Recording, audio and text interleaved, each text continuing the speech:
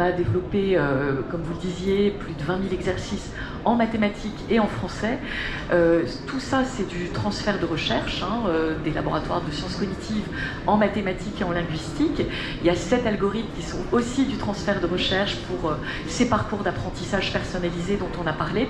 Et maintenant, ce qu'on fait, c'est pas nous qui le faisons d'ailleurs, c'est important que ce soit un laboratoire extérieur, qui est donc ID, qui est lié à l'école d'économie de Paris, et qui fait une très grande expérimentation. C'est la première grande expérimentation à aussi grande échelle sur l'ensemble du territoire national. Donc il y a plus de 500 lycées qui sont impliqués, plus de 20 000 élèves, et donc ça a démarré au mois de septembre, et effectivement ça se termine au mois de juin, et donc c'est vraiment une étude expérimentale avec un pré-test qui sont les évaluations de seconde. Il y aura un post-test qui va être passé pour mesurer finalement l'effet de cet outil sur les apprentissages.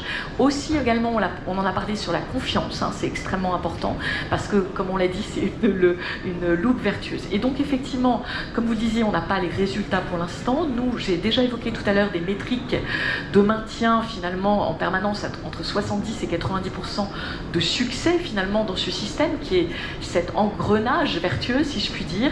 Entre octobre et décembre, il y a eu plus de 2 millions d'exercices qui ont été faits, donc l'engagement est là des élèves, et effectivement on attend les résultats de cette étude, mais voilà, nous on a d'autres études d'impact qui sont en cours, parce que c'est vrai que même quand on fait, comme nous, exclusivement du transfert de recherche, on a tous insisté sur la notion d'expertise en fait, finalement c'est pas parce qu'on combine des expertises que ça donne quelque chose qui est utile, donc il faut mesurer cet impact. Donc nous, c'est notre métier, Évidence B, aussi de mesurer l'impact ou de faire mesurer cet impact. Donc voilà. David Kessagne, vous avez aussi intégré dans vos offres de formation, notamment je crois en licence 2, vous avez beaucoup de chantiers, notamment vraiment un module spécial IA qui est le même pour toutes les disciplines. Oui, c'est ça, en fait, à destination de l'ensemble des étudiants, parce que on voit qu'il y a un petit peu des fondamentaux, des compétences de base à avoir dans l'utilisation de ces outils. Donc former les étudiants aux bases de la rédaction des requêtes, ce qu'on appelle l'art du prompt, donc poser des questions de manière les plus adaptées. Mais au-delà de ça, c'est aussi développer un esprit critique. On a parlé donc des hallucinations, des biais, et arriver à ce que les étudiants aient une utilisation responsable et éclairée. Et on parlait aussi des enjeux environnementaux. Comme voilà, c'est pas contrôlable. Sciences Po Paris. Ah, Sciences Po Paris, oui.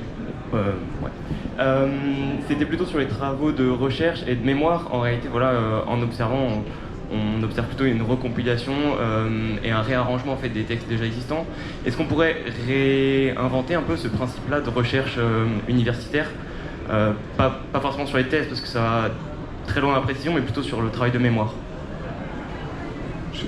Alors, et effectivement, donc, tout à l'heure, je parlais de revoir les évaluations. Donc, il y a différents types d'évaluations. Il y a des évaluations qui sont des devoirs sur table, des oraux, où là, l'IA n'impacte pas, mais tout ce qui va être travail à la maison ou en salle informatique, il y a un impact. Donc, par exemple, au niveau de l'aspect qui concerne les mémoires, un des aspects, c'est déjà de travailler plutôt sur une évaluation du processus qu'une évaluation du produit. Qu'est-ce que ça veut dire? C'est vraiment plus travailler sur une évaluation de comment le travail a pu être réalisé.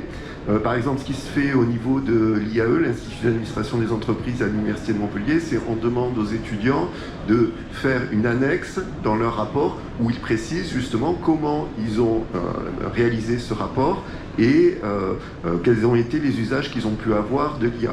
Après, ça peut être aussi couplé de manière systématique à tous les travaux qui sont réalisés comme ça sous forme de mémoire, rapport, un oral. Et puis, bien sûr, on a parlé de la dimension des compétences, et donc avoir cette fois-ci des compétences qui vont à la fois